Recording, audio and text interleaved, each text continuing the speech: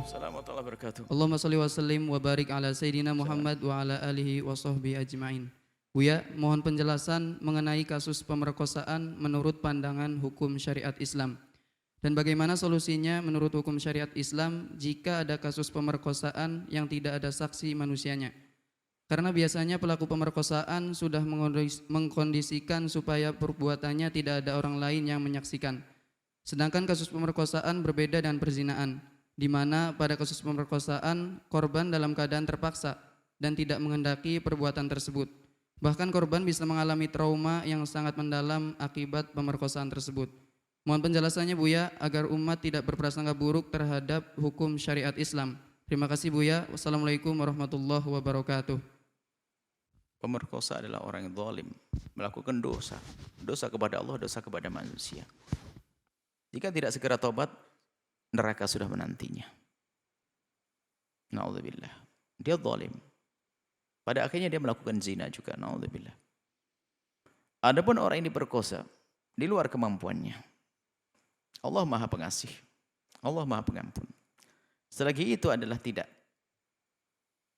Artinya selagi dia mengingkari dan dia terpaksa namanya orang diperkosa. Bukan kemauan dia. Maka kepada siapapun yang mendapatkan perlakuan semacam ini, ketahuilah bahwasanya Anda tidak dosa. Anda tidak dosa. Apapun yang selama ini Anda tidak usah terpuruk dengan masalah keperawanan dan sebagainya. Allah akan kembalikan itu semuanya.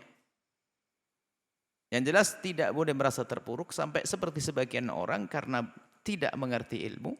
Di saat dia ini banyak ada sebagian yang pernah sampai kepada kami menyampaikan bahwasanya kenapa dia terjerumus di dalam dunia pelacuran rupanya karena dia diperkosa. Sehingga dia merasa putus asa karena pun dia sudah dinodai merasa tidak perawan lalu dia terpuruk naudzubillah. Tidak, dia tidak dosa. Karena dia diperkosa. Kembalilah kepada Allah. Allah akan tutup itu semuanya. Jangankan diperkosa yang dia tidak dosa. Seandainya ada pezina sekalipun segera kembali kepada Allah. Tutup itu aib. Nah, ini adalah nasihat untuk pemerkosa dan orang yang diperkosa. Orang perkosa harus kuat. Anda sudah ditolimi, Anda itu Masya Allah. Ditolimi tinggal kembali kepada Allah di luar kemampuan Anda. Jangan ceritakan kepada siapapun. Dan ternyata yang lebih penting bukan ini. Yang akan kami nasihatkan tuh. Kepolisian, pengadilan, yang ingin mengusut pelaku kejahatan. Tolong, sang korban betul-betul dirahasiakan, sangat tersembunyi, tidak boleh ada yang tahu. Media jangan main-main. Kadang ini jadi bahan untuk viral, na'udzubillah. Sehingga aib menjadi terbongkar. Ketahuilah Allah akan bongkar aib Anda kalau Anda bongkar aibnya orang. Sementara ini orang terzalimi, akhirnya menjadi terpuruk dia. Gara-gara sudah diketahui bahwasanya dia telah diperkosa dan seterusnya. Na'udzubillah. Dia perlu ditolong mentalnya. Mentalnya, dia trauma, dia sakit dia. Jangan malah disebar. Na'udzubillah. Tanggung jawab di hadapan Allah. Hei yang punya media. Jangan main-main. Allah bisa menjadikan Anda gila, Allah bisa menjadikan Anda begini atau anak Anda karena Anda merusak orang. Jangan senang dengan berita-berita begitu. Na'udzubillah. Kita mendengar suatu berita diperkosa begini, disebar ke sana, astagfirullah, jerit. Sedih. Ini, kalaupun pengadilan tolong tertutup. Lacak kepolisian juga tertutup. Lacak orangnya dibuktikan selesai, dihukum dia. Sesuai dengan prosedur.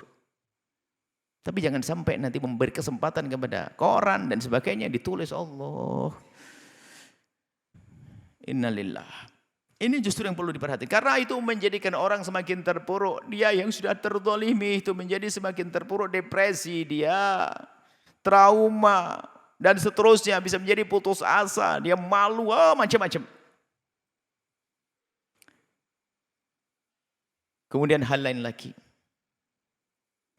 Wahai wanita-wanita yang mulia, jangan engkau menjadikan sebab diperkosa. Karena apa? Tidak berusaha untuk menjaga dirinya.